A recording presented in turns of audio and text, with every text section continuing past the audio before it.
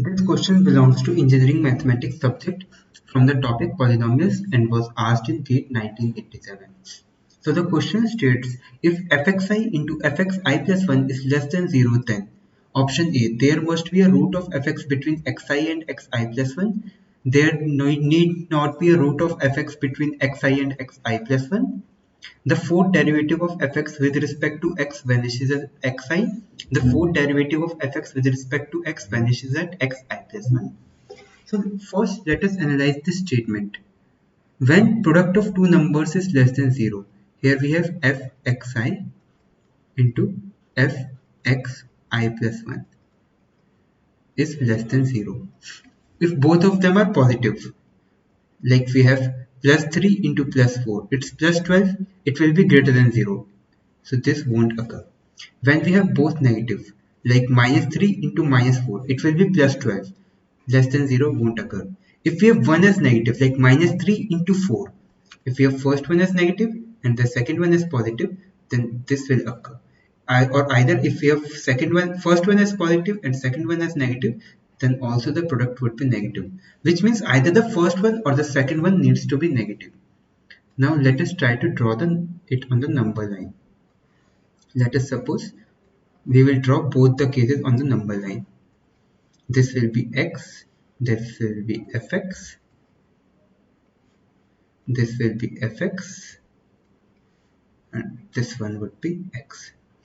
Let us assume the points, this one to be I and this one to be I plus 1. So first case is fxi is positive and fxi plus 1 is negative. And the second case is this is I plus 1, fxi is negative and fxi plus 1 is positive. So how will we draw the slope?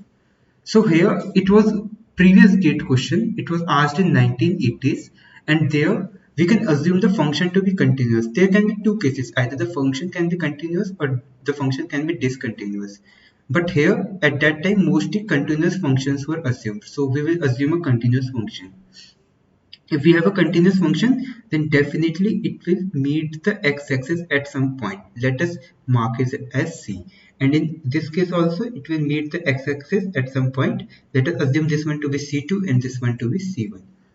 And at this point, f of C1 will be 0. And over here, f of C2 would be 0. Thus, when we will do f of C2 equal to 0, which means C2 is a root. And C2 will lie between I and I plus 1.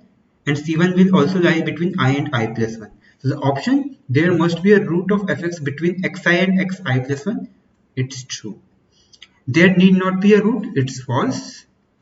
The fourth derivative of fx with respect to x vanishes at xi. Fourth derivative has no relation with this question. But if assume that here it was given that the function is discontinuous, then what can happen? If the function is discontinuous, then what can happen is that then we can have it something like this, like I plus 1.